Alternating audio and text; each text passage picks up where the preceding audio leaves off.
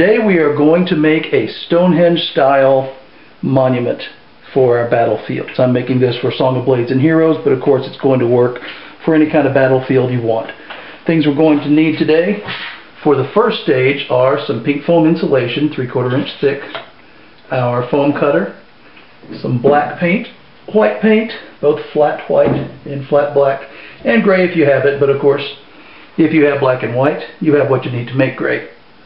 Now, what I've done is don't make these to scale with your miniatures if they're going to be huge.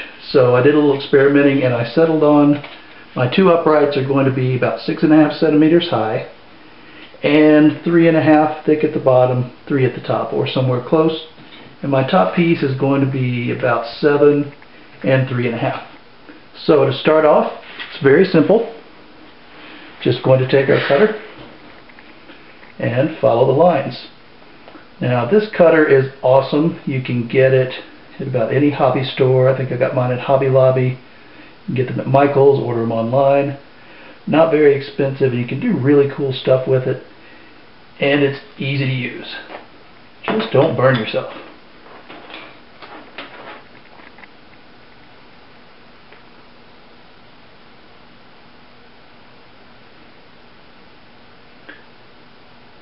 And then once we've cut through our pieces, we're going to just touch it up a little bit because we don't want it to be too pristine. Of course, any project I'm involved in, by definition, will be a little bit jacked up. But anyway, we're going to just trim some places here and there. Let me slice this corner off. And slice this one, and it doesn't have to be regular. We want it to look like it's really old and broken down and eroded. That's already fairly irregular here. I'm going to just cut a notch out of it.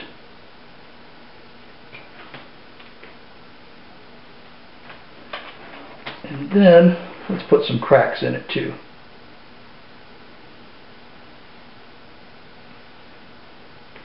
And then we'll use some black paint and some dry brushing to make these show up. And I'm going to do the same thing on my other upright.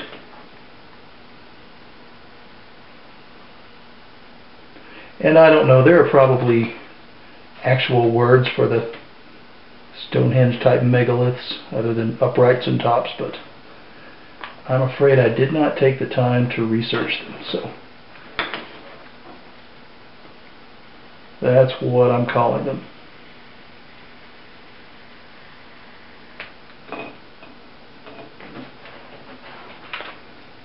These do tend to get stringy as it melts the foam.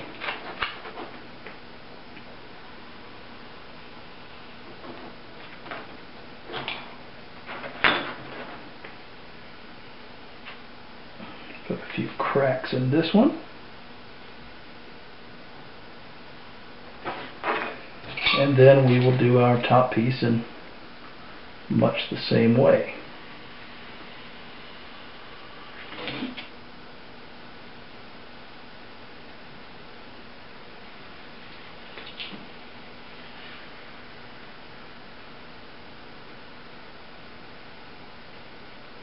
And I like projects like this where you're doing things that are old and weathered because you can be imprecise, which is always good for me because I get in a hurry and I get a little sloppy sometimes.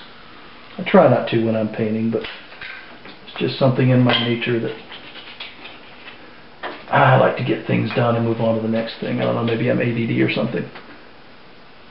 But just like we did with the uprights, we need to really rough this thing up because obviously you don't want it to look like they poured concrete forms and built something. We want it to look like it was hewn by primitive people.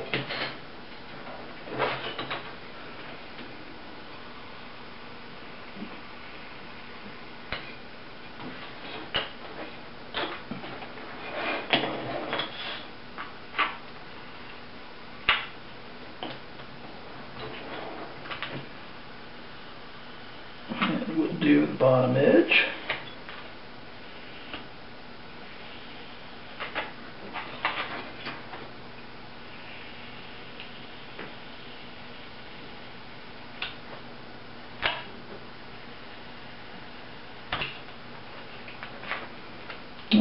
Alright, that's pretty decent. So we're going to clean them up, glue them together, and start the painting.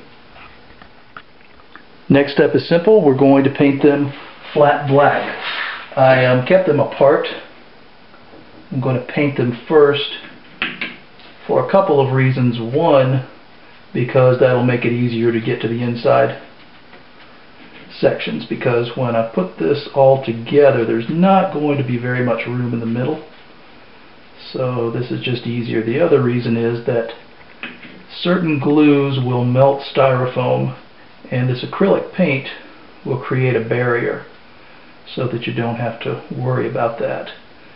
Now, I don't think that the particular glue I'm going to use is going to be an issue, but just to be safe, it's a good idea to get your coats of paint onto it first. So we're going to go black on all three of these, and we'll come back and touch it up with gray. So we've painted them black, and now we are going to add on, sorry, that was my chair, I promise. We're going to add on some gray paint, and here where we've put in the little cracks, we want to be very careful, do a good dry brushing technique where we're putting on just a small amount of the gray paint so that crack remains visible.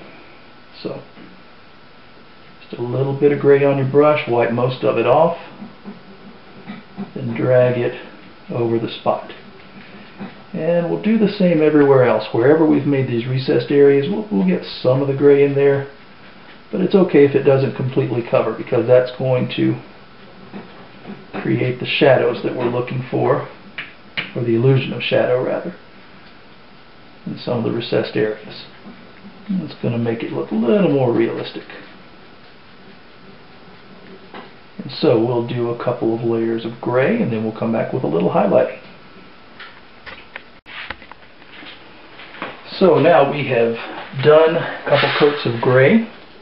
Careful to dry brush over the cracks and to go lightly in the recessed areas. Now we've taken the same gray that we just used, added white to it, mixed it up, and now we want to get very, very little on our brush, almost nothing, and we're just going to go for corners and high points and edges, just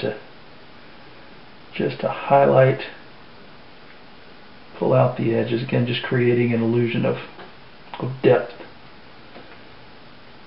and detail. So around all these different edges, just lightly dab it with this lightened gray paint. And if you want to drag just a little here and there to blend it, you can, but don't want to get crazy with it. And just a little bit more of the brush. Still working the corners and the edges.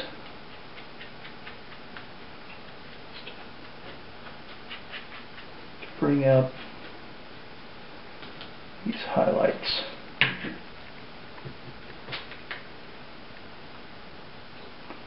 Yep, got a little too much there. Kind of smeared.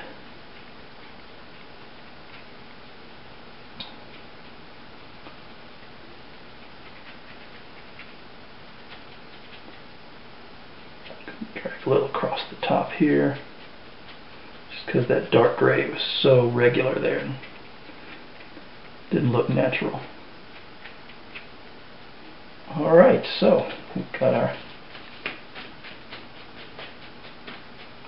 give it a little more highlighting just because I think it's going to look good.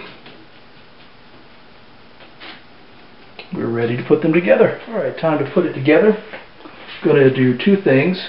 Got a couple pieces of craft stick that I've sharpened the ends of. Pop those in.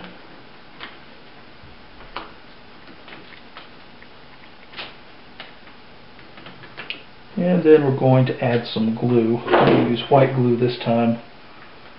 Might have used hot glue, but not for the first time. My younger daughter has absconded with my hot glue gun. So, got your glue on here. Let's see what we think looks the best. Excuse me.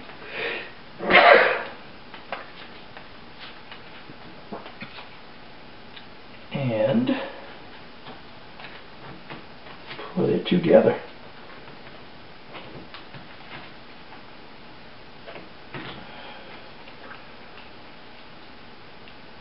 And if you're not careful how you do the stick, it's not going to work right. So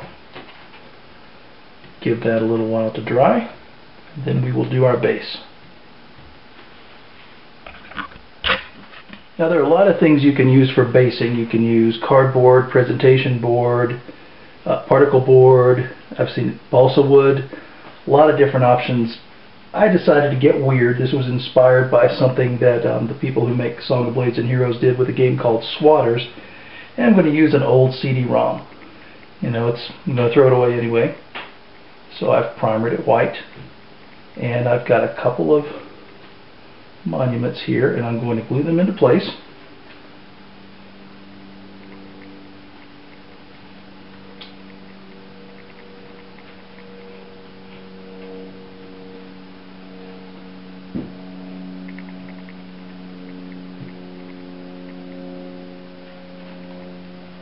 And I want to leave enough room that a character could pass through them, pass between them rather. Push this back to the edge.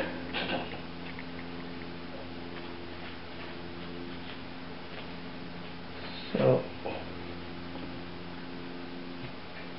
not too bad. And then I made another little stone. I'm calling it a heel stone, although I'm sure that's not what the actual Stonehenge heel stone looks like. I'm going to put it right here, just to add a little balance. And then I saved a couple little scraps that I'm going to glue on just to make it look like the thing has been chipping and falling apart over the years. And we'll touch these up with a little gray paint when we do the basing.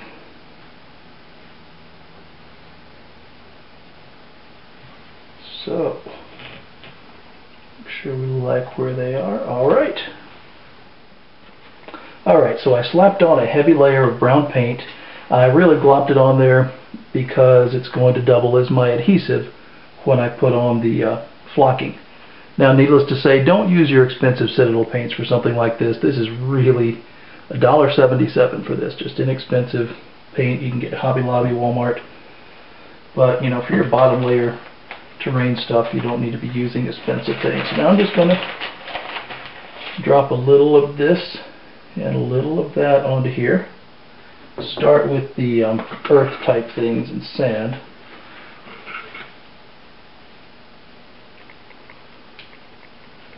And then we'll go dark to light with the turf, fake grass. So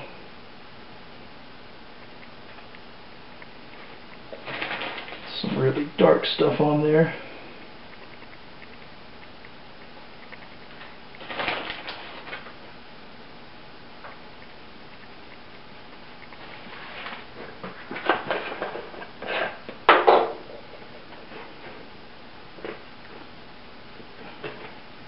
And then the lighter stuff. Now some of this will stick and some will not, so it's always important to have some kind of small container to catch your excess, because you can always use that good mix later.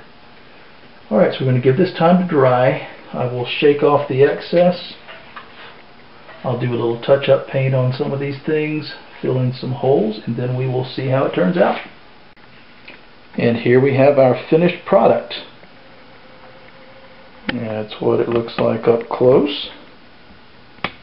Came out pretty good. We got a druid priestess conjuring up a spell to try to stave off a goblin attack. But she's outnumbered, so I don't know how it's going to work out.